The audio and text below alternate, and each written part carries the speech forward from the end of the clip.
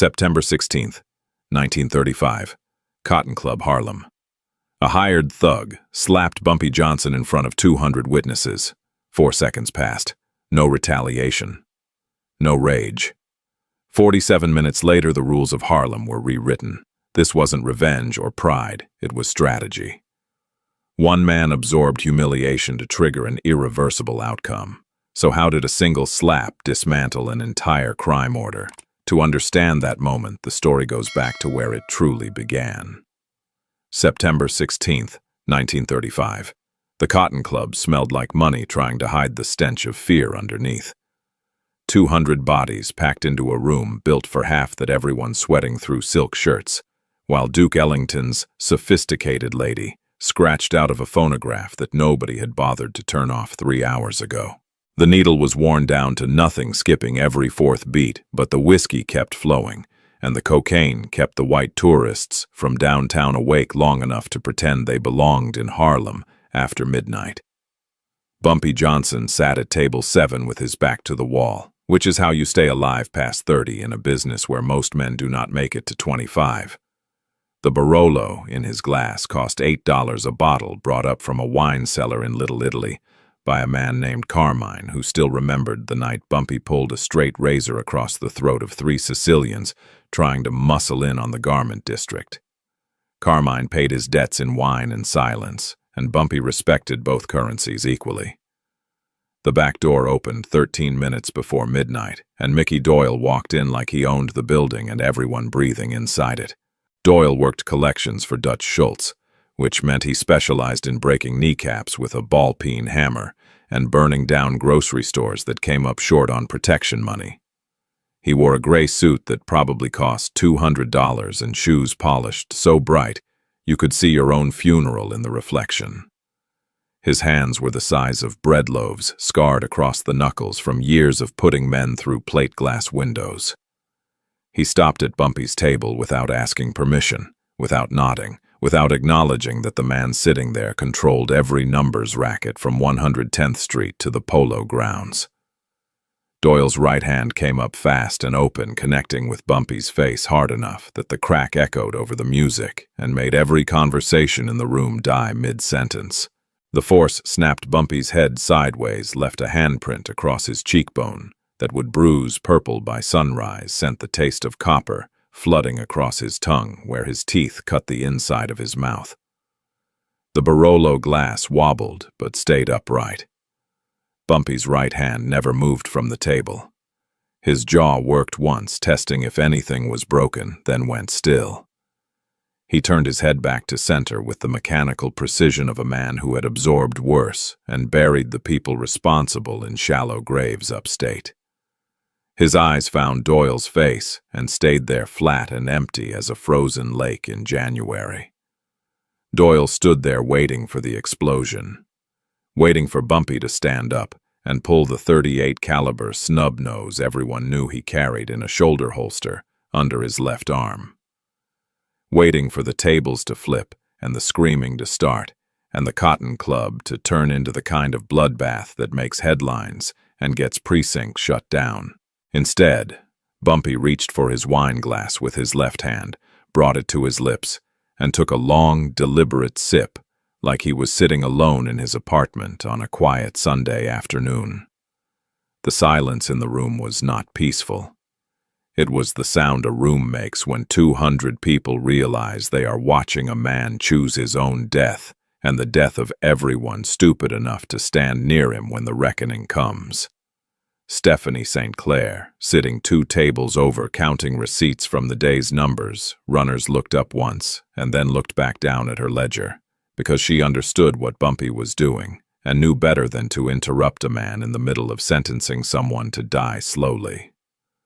Doyle's confidence drained out of his face like someone had pulled a plug. He had expected rage violence, the kind of immediate retaliation that keeps territories clearly marked and prevents misunderstandings.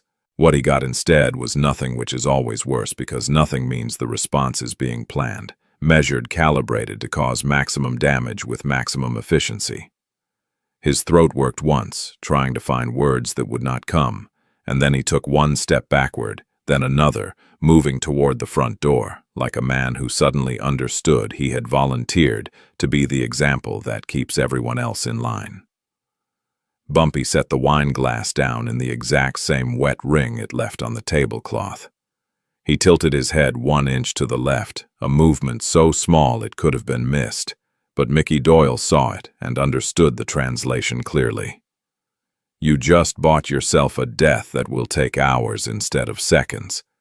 And when they find what is left of you in the Bronx, your own mother will not be able to identify the pieces. Doyle reached the door 9 minutes before midnight and pushed through it into the September night, walking fast toward a car that would not save him, toward a tomorrow that would never arrive, toward the last 47 minutes of his life, where he still believed he might escape what was already locked in motion. Bumpy stood, slowly smoothed the front of his jacket where Doyle's chest had pressed against the fabric, and walked toward the back office where the real business happened. He passed tables full of men who had seen him take disrespect without flinching, and every single one of them understood what it meant. A man who absorbs a slap in front of 200 witnesses is not weak. He is patient. He is dangerous. He is the kind of man who will burn down a city block to make a point about the cost of crossing him. In the back office, Stephanie looked up from her ledger and said, "You are going to kill him slow." It was not a question. Bumpy nodded once. "I am going to kill him so slow that Dutch Schultz will hear every second of it and understand that Harlem is not for sale at any price." She went back to her numbers. He pulled out a chair and sat down to make phone calls that would set 18 different pieces in motion, calls to men who owed him favors, and understood that tonight was the night those debts came due with interest, calculated in broken bones and burned flesh. The clock above the bar read 7 minutes before midnight. In 47 minutes, Mickey Doyle would stop believing he was safe. In 8 hours, he would stop believing anything at all. And in 7 days, Dutch Schultz would learn that some insults cost more than money can ever repay. The Cotton Club went back to normal conversations, resuming glasses, refilling the phonograph needle finally lifted and replaced. But everyone in that room walked out knowing they had witnessed the first spark of a war that would leave bodies stacked like cordwood and rewrite every rule about who controlled what in Harlem. Bumpy Johnson had been slapped in front of 200 people. And his silence was not surrender. It was a promise written in what would flow like a river before the month ended. 3 days before Mickey Doyle walked into the Cotton Club, Harlem was operating on a system that kept 50,000 people fed when the banks would not touch their money. The numbers racket was not gambling, it was survival. A maid could bet a nickel on Tuesday and collect $8 on Friday if her number hit, which meant her children ate that week and the landlord got his rent. Stephanie St. Clair ran the numbers with an iron fist and ledgers cleaner than most banks. She was 42, built an empire from nothing, settled disputes with violence that made people remember why crossing her was fatal. Bumpy Johnson was her enforcer, but calling him muscle was like calling a surgeon a butcher. He kept order outside the law, which meant he had to be smarter than the cops and more ruthless than the competition. Then Dutch Schultz decided Harlem was ready for new management. He ran bootleg whiskey in the Bronx with the subtlety of a sledgehammer, made millions while bodies stacked faster than the morgue could process them. He looked at Harlem and saw profit margins that made his liquor business look like pocket change. Schultz sent 12 men into Harlem on a Tuesday morning.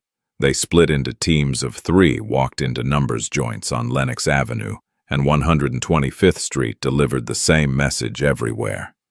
You work for Dutch Schultz now. You pay us or we burn your building down with you inside. They carried gasoline in milk bottles, pistols in shoulder holsters, baseball bats with rust-colored stains from the last skull they caved in. At a barbershop on 132nd Street, they found a numbers runner named Calvin Brooks counting the day's take.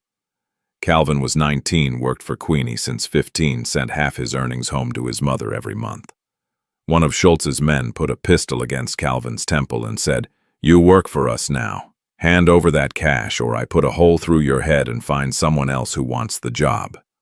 Calvin gave them $240 and spent the next hour vomiting in the alley because he knew what happened when you stole from Queenie St. Clair. Within 48 hours, Schultz's crew hit 18 locations, collected over $4,000, broke a runner's arm, with a crowbar burned down a grocery store on 8th Avenue. The cops did nothing. Captain Howard from the 28th Precinct was on Schultz's payroll for $300 a month. Bumpy sat in Queenie's office above a dress shop on 7th Avenue listening to reports come in. He had a notebook with a black leather cover writing down names and addresses and times. Queenie paced the room smoking cigarettes, crushing them in an overflowing ashtray. She wanted blood immediately. "We hit them now," Queenie said, her voice sharp as broken glass. "We hit them hard. We hit them so they never forget what it costs to come into Harlem thinking they own the place." Bumpy kept writing, kept his voice level. "And then what Schultz sends 20 more men tomorrow. Then 50. Then he calls his friends in the Italian families, and we are fighting a war on 6 fronts instead of 1. So we do nothing."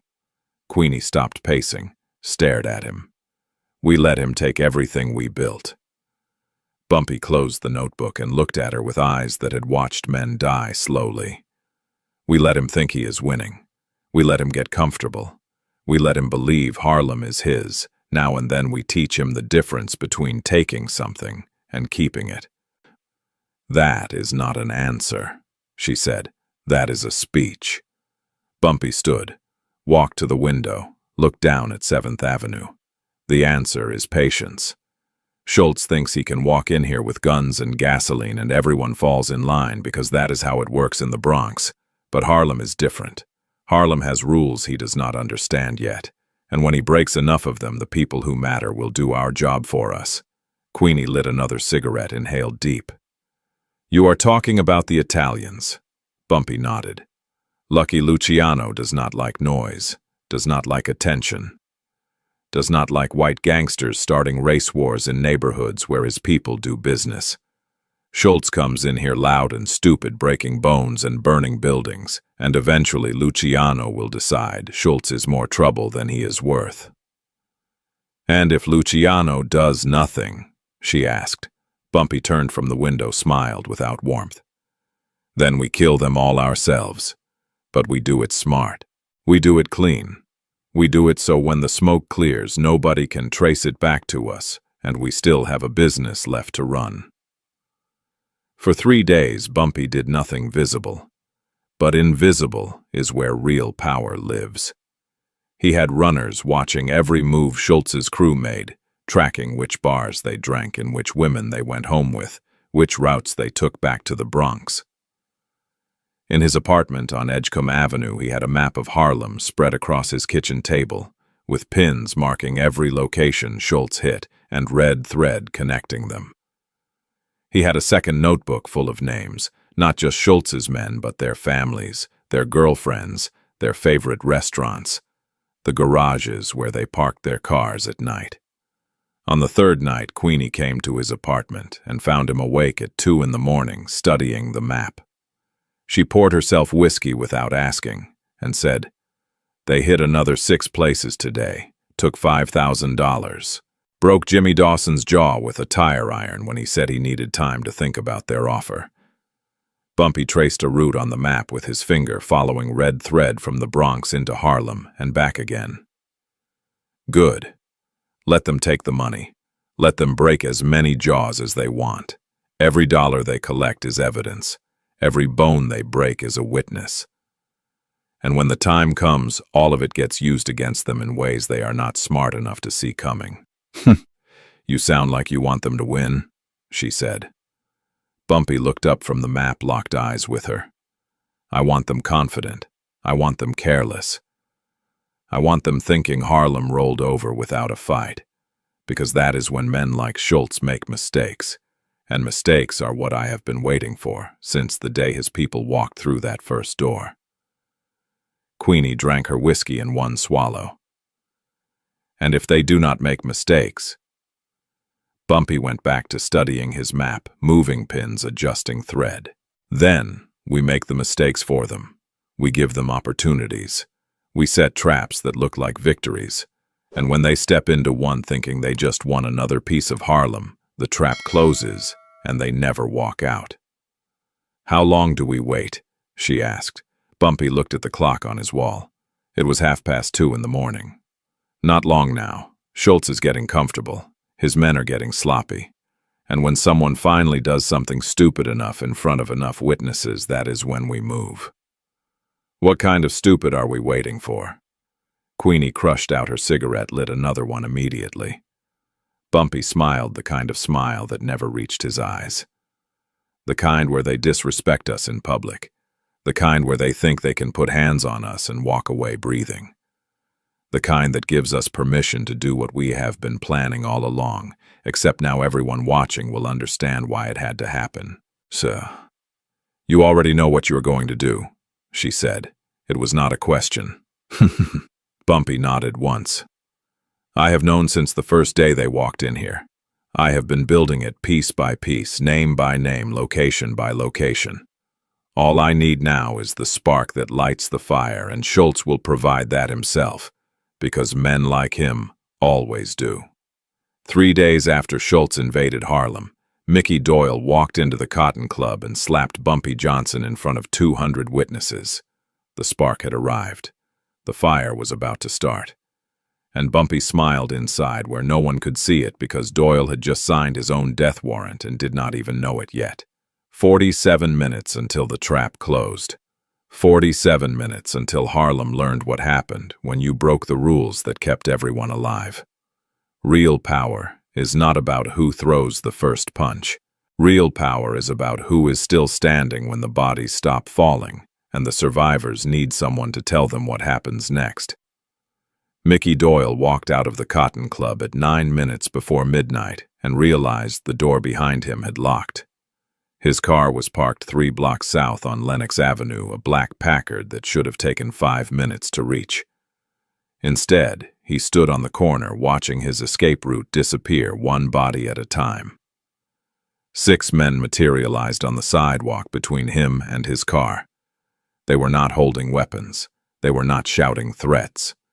They were just standing there smoking cigarettes positioned exactly where Doyle needed to walk. When he stepped into the street to go around them, a delivery truck pulled up and stopped engine idling, blocking the entire road. Doyle's hands started shaking. He turned around, tried walking toward 8th Avenue. More people appeared, groups of 3 and 4 on every corner, nobody looking at him directly, but everyone tracking his movement like wolves circling wounded prey. Inside the back office, Bumpy Johnson picked up the telephone and dialed Dutch Schultz's number. The line rang 4 times before Schultz answered, voice like gravel in a cement mixer. "You got something to say about Mickey?" Bumpy kept his voice flat. "I am offering you a choice. Your man put his hands on me in front of 200 witnesses. Now those witnesses are waiting to see what happens next." "Get to the point," Schultz said. Bumpy leaned back in his chair. "Send your man back inside. Have him apologize publicly. Then pull all your people out of Harlem permanently, and Mickey walks out breathing." Schultz laughed short and ugly as a knife in the ribs. "And if I say go to hell?" Bumpy watched Mickey Doyle through the window, saw him trapped on a corner with nowhere to go. "Then your man does not leave Harlem alive. We will find him in an alley with his throat opened ear to ear, and you can send 20 more men tomorrow, and I will send all 20 back in boxes. You have 30 minutes to choose." The line went silent. Not dead, just empty, while Schultz calculated how much one man's life was worth versus backing down. Bumpy counted the seconds, waiting for an answer that would determine whether Mickey Doyle died fast or slow. Schultz finally spoke. "You think some Harlem numbers runner can dictate terms to Dutch Schultz? This is my city. If Mickey has a bad night, that is his problem, not mine. So that is your answer," Bumpy said. Schultz's breath came hard through the receiver. "My answer is you do whatever you want with Mickey, And then I send 50 men into Harlem tomorrow and we burn your entire operation to the ground. We torch every numbers joint, every speakeasy, every building where you collect money." Bumpy's jaw clenched. His knuckles went white around the receiver. "Then we understand each other. You chose pride over your man's life. Now we see what that choice costs." He hung up before Schultz could respond. Queenie turned from the window. "He said no." Bumpy nodded once. "He is too proud, too stupid. He thinks losing Mickey is cheaper than apologizing to someone like me." He picked up the phone again, dialed a different number. A voice answered on the first ring. "It is time. The one outside the Cotton Club. Take him to the warehouse on Girard Avenue. Do not touch him yet, just get him there and wait for me." He turned to Queenie. "Call Tommy and Ray. Tell them to bring the car around back in 20 minutes. She asked, "What are you going to do?" Bumpy buttoned his jacket, checked the .38 in his shoulder holster. "I am going to teach Dutch Schultz what happens when you give a man a choice and he chooses wrong. When they find what is left of Mickey Doyle, the message will be clear enough that even Schultz understands it." Down on the street, Mickey Doyle tried running east toward the bridge, made it half a block before 3 men stepped out of a doorway and blocked his path. He turned, ran the other direction, found 4 more men waiting. He pulled the pistol from his shoulder holster, held it with both hands, screamed at them to get back. Nobody moved. Nobody spoke. They just stood there watching him like he was already finished. Doyle fired twice into the air. The gunshots echoed off brownstone walls. Windows stayed dark. No police sirens, no help coming. The men did not flinch. Doyle fired again, aiming at the closest man, missed by 3 feet because his whole body was trembling. The gun clicked empty. Doyle threw it at the closest man, turned and ran straight into a parked car. His ribs cracked against the fender, knocked the wind out of him, dropped him to his knees on the asphalt. 3 men walked up behind him, calm and unhurried. One of them said, "Mr. Johnson wants to talk to you. You can walk to the car, or we can drag you. Your choice." Doyle tried to stand. His legs would not hold him. 2 men grabbed his arms, lifted him like he weighed nothing, walked him to a black sedan idling at the corner with its headlights off. They put him in the back seat between 2 more men who smelled like cigarettes and gun oil. The car pulled away, heading south toward the Bronx, toward a warehouse where the windows were painted black, and the nearest neighbor was 3 blocks away, and nobody would hear anything no matter how loud it got.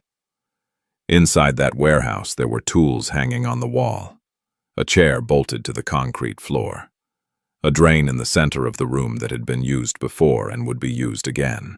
Mickey Doyle would sit in that chair for 8 hours, learning what it cost to put your hands on the wrong man, in the wrong neighborhood at the wrong time. 47 minutes after Mickey Doyle slapped Bumpy, Johnson Dutch Schultz chose pride over sense and sentenced his own man to die. That choice would cost him more than 1 man's life before the month ended. In the world Bumpy Johnson built, silence was never neutral. Not answering was always an answer. And tonight the answer was a death that would take hours instead of minutes, delivered by a man who understood that real power is not making threats. Real power is making examples that everyone remembers long after the screaming stops. The warehouse on Girard Avenue had been empty for 3 years, ever since the textile company that owned it went bankrupt, and the bank decided it was worth more as a tax write-off than as real estate. The windows were painted black from the inside. The loading dock doors were chained shut. The nearest occupied building was 3 blocks away, separated by vacant lots where nothing grew except weeds and broken glass. If you needed a place where screaming would not reach human ears, this was it. Bumpy Johnson arrived at 4 in the morning. His car pulled up to the side entrance where Tommy and Ray were waiting, smoking cigarettes in the cold September air that smelled like rain coming. They stubbed out their smokes when they saw him open the door without speaking, followed him inside where a single light bulb hung from a wire in the center of the main floor, casting shadows that moved like living things. Mickey Doyle was tied to a wooden chair bolted to the concrete. His wrists were bound behind him with rope that cut into the skin deep enough to leave marks that would never fade if he lived long enough for that to matter. His ankles were lashed to the chair legs. His face was swollen on the left side where someone had hit him during the car ride, not hard enough to break bones, but hard enough to make breathing painful. He was not gagged. Nobody worried about the noise he might make. Bumpy walked across the concrete floor, his shoes echoing in the empty space. He stopped 5 feet from the chair, took off his hat, set it on a metal table that held tools arranged in a neat row: pliers, a ball-peen hammer, a straight razor folded closed, a blowtorch with the fuel tank still half full. He did not touch any of them yet. He just stood there looking at Mickey Doyle the way a doctor looks at a patient before explaining a terminal diagnosis. "Do you understand why you are here?" Bumpy's voice was conversational, almost gentle. Mickey's breath came in short gasps. He tried to speak, but nothing came out except a sound like air leaking from a tire. Bumpy waited, gave him time to find words. Finally, Mickey managed to say, "Schultz will kill you for this. He will burn Harlem to the ground." Bumpy shook his head slowly. Schultz already made his choice. I called him. I offered him a way to get you back alive. All he had to do was apologize and leave Harlem alone. He chose his pride instead. He chose his reputation. He told me to do whatever I wanted with you, which means you are not his problem anymore. You are mine. Mickey's face went white. Not pale. White like paper, like all the color drained out through his feet into the concrete floor. He said you could do whatever you wanted. Bumpy nodded once. Those were his exact words. So now we are here and I am going to explain something to you about economics, about respect, about what it costs when you put your hands on someone in front of 200 witnesses. He walked to the table, picked up the straight razor, unfolded it slowly. The blade caught the light from the bulb overhead, gleaming like water. In my business, reputation is currency. You can have all the money in the world, but if people do not fear you, if they do not respect you, then you have nothing. You walk into my place, you slap me in front of everyone I do business with, and if I do nothing, then tomorrow. Every small-time hustler in Harlem thinks they can disrespect me too. You understand what I'm saying? Mickey was crying now, tears running down his face, mixing with sweat. I was following orders. Schultz told me to send a message. I was just doing my job.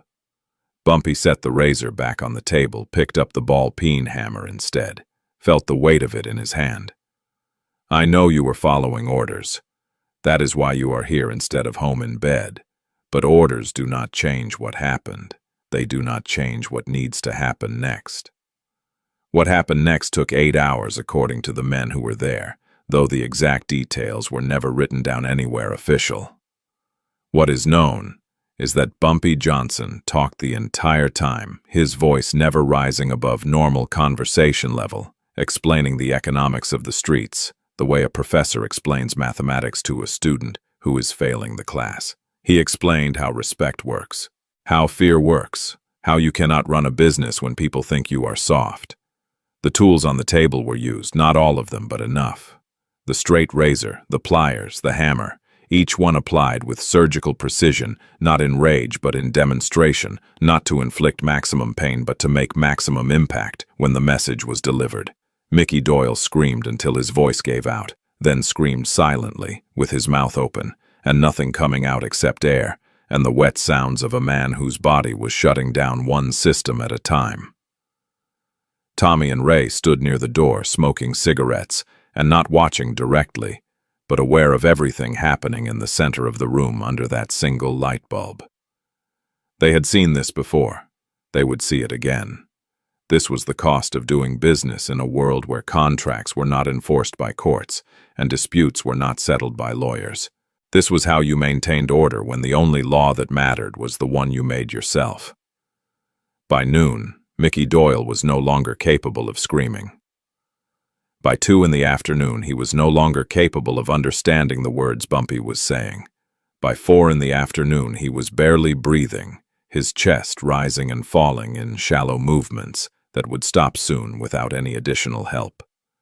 Bumpy washed his hands in a bucket of water Tommy had brought in, dried them on a towel, put his jacket back on like he was getting ready for a business meeting.